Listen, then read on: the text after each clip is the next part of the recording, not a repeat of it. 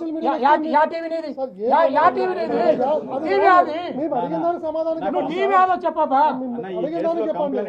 నువ్వు టీవీ ఆదో చెప్పు నీ టీవీ ఆదో చెప్పు టీవీ ఫైవ్ లైన్స్ మళ్ళీ అసలు సోషల్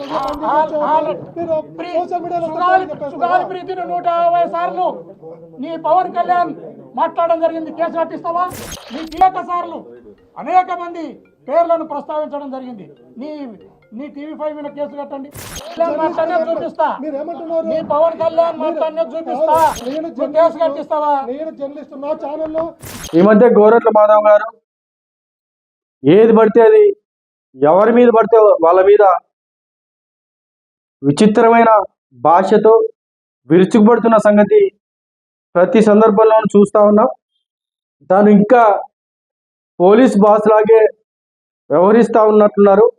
అయా గోరట్ల మాధవ్ గారు, ప్రజెంట్ మీరు మాజీ ఎంపీ, మీరు ఇప్పటికీ సిఐ అనుకుంటా ఉన్నట్టున్నారు. సిఐ కాదు, మీరు ఒక పత్రిక లేదంటే ఎలక్ట్రానిక్ మీడియా ఒక సోదరుడు నిన్నటి రోజున మీ ఇంటికి విజయవాడ నుంచి ఒక కేసు సంబంధించి పోలీసులు వచ్చి నోటీసులు ఇవ్వాలనే ఉద్దేశంతో ఆ పోలీసులు వచ్చిన క్రమంలో ఆ నోటీసుని మీరు తీసుకున్న తర్వాత మీడియాను అడ్రస్ చేస్తూ అదే సందర్భంగా మాట్లాడుతున్న క్రమంలో ఒక జర్నలిస్ట్ నేను క్వశ్చన్ చేస్తే నువ్వు ఎవడు ఫస్ట్, నీ ఛానల్ ఏంది, నీ పేరు ఏందని చెప్పి దబాయిస్తూ బెదిరిస్తే ధోరణికి రావడం నిజంగా మాధవ్ గారు ఇలాంటి వ్యాఖ్యలు కరెక్ట్ కాదు.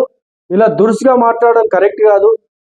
చాలా సందర్భాల్లో కియాకి సంబంధించిన వ్యవహారంలో కూడా అదే విధంగా మాట్లాడి కియా వాళ్ళు కూడా గతంలో బెదిరించడం జరిగింది. అదేవిధంగా జర్నలిస్ట్ కూడా బెదిరించే ధోరణితో మాట్లాడడం మీరు కరెక్ట్ కాదు. రాజకీయాల్లో ఉన్నప్పుడు రాజకీయాలు చేయాలి, హుందాతనంగా ఉండాలి. మాట్లాడే క్రమంలో చాలా జాగ్రత్తగా మాట్లాడాలి తప్ప ఏది పడితే అది మాట్లాడడం, వాళ్ళ మీద విరుచుకుపడడం నిజంగా మాధవ్ గారు కరెక్ట్ కాదు. మిమ్మల్ని పోలీసులు అరెస్ట్ చేయడానికి రాలేదు.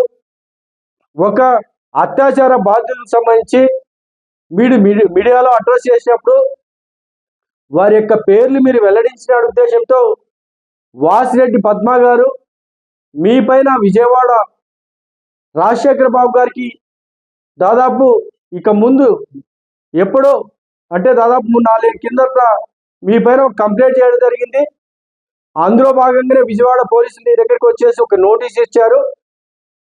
ఏమని ఇచ్చారు నోటీస్ అంటే, మీరు తప్పనిసరిగా ఈ కేసు సంబంధించి వచ్చే నెల 5వ తారీఖున హాజరు కావాలి మా ముందు స్వయానా మీరే అని చెప్పేసి నోటీసులు ఇస్తే, ఆ నోటీస్ ఇచ్చిన క్రమంలో మీరు ఎవరినోరిని తిట్టాలి లేకపోతే ఏదో ఒకటి అనాల ఉద్దేశంతో ఆ జర్నలిస్ట్ని ఏది పడితే అది మాట్లాడడం, ఆ వెంటనే ఆ మూర్తి గారు లైన్లోకి వస్తే వారిని కూడా దబాయించడం, వారిని దబాయించడమే కాకుండా చంద్రబాబు నాయుడు గారు గతంలో ఇట్లా మాట్లాడినారు, పవన్ కళ్యాణ్ మాట్లాడినారు, వీళ్ళు మీరు అరెస్ట్ చేయండి అని చెప్పేసి దురుసుగా మాట్లాడడం. అదేవిధంగా అంతరుద్యం తప్పదు అని చెప్పేసి ఏదో కుట్ర కోణంలో మీరు మాట్లాడుతున్నట్లు, మీరు కుట్రలు చేస్తున్నట్టు ఆ పదాన్ని వాడడం వల్ల ఈరోజు తెలుగుదేశం పార్టీ నాయకులు ఈరోజు మరియు జనసేన పార్టీ నాయకులు మీ మీద మరొక కంప్లైంట్ ఇవ్వడం జరిగింది ఎస్పీ గారికి. మీరు కొని తెచ్చుకోవద్దు, మీరు బడుగు బలిగిన వర్గాలు చెందిన ఒక బీసీ నాయకులు, మీరు ఎంతో కొంత మీకు బీసీ నాయకుల్లో గుర్తింపు ఉంది, వీటిని సక్రమంగా వినియోగించుకొని ప్రజల కోసం పాటుపడాలి తప్ప మీరు దురుసుగా మాట్లాడి అనవసరమైన కేసులు ఎక్కుకొని మీకు మీరే కొని తెచ్చుకోవద్దు కేసులు అని చెప్పేసి మీకు గుర్తు చేస్తా ఉన్నాం మాధవ్ గారు. ఏదేమైనా ప్రజలకి ప్రభుత్వానికి మధ్య వారధిగా ఉన్నటువంటి ఈ మీడియాని భయపెట్టే విధంగా, భయభ్రాంతికి గురి చేసే విధంగా చేయడం మాధవ్ గారికి తగదని చెప్పేసి హెచ్చరిస్తూ ఉన్నాం. ప్రజాస్వామ్యంలో ఉన్నప్పుడు ప్రజల్లో రకరకాల ఆలోచనలు, వాళ్ళ విధానాలు, లేదా రకరకాల వ్యక్తులు ఉంటారు. వారు ఏదైనా అడగాలనుకున్నప్పుడు లేదా మీకు సంబంధించిన క్వశ్చన్ చేయాలనుకున్నప్పుడు తప్పనిసరిగా వాళ్ళు క్వశ్చన్ చేస్తారు. మీకు కుదిరితే ఆన్సర్ చేయండి, లేకపోతే చేయకుండా వదిలేసేయండి, అంతే తప్ప ఈ విధంగా మీడియాని అదేవిధంగా ప్రజల్ని అందరినీ కూడా భయపెట్టే విధంగా భయభ్రాంతులు గురి చేసే విధంగా మాధవ్ గారు వ్యవహరించొద్దని చెప్పేసి మరొకసారి ఆయనకు సూచన చేస్తున్నాం. మీరు పోలీస్ ఆఫీసర్గా ఉన్నప్పుడు అనేక మంది ప్రశంసలు పొంది ప్రజల ముందు మన్నలు పొందినటువంటి మీరు ఎప్పుడైతే మీరు రాజకీయాల్లోకి వచ్చారో మొత్తం మీ క్రెడిబిలిటీ మొత్తం పోవడమే కాకుండా ఈరోజు మాధవ్ గారు అంటే మీరు ఎక్కడ మాట్లాడినా సరే అదేదో నవ్వుకునే విధంగా తయారైపోయినారు. వీటికి మీరు దూరంగా ఉండాలని చెప్పేసి మాధవ్ గారికి విజ్ఞప్తి చేస్తా ఉన్నాం.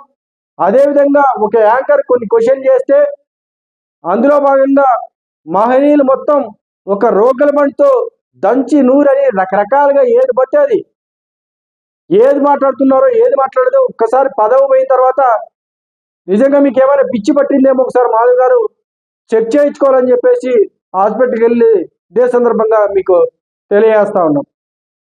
ఎందుకంటే ఈరోజు ఈ మధ్యకాలం మీ భాష మీ వేష రకరకాలుగా ఉంటా ఉంది. మీ భాష కరెక్ట్ లేదు.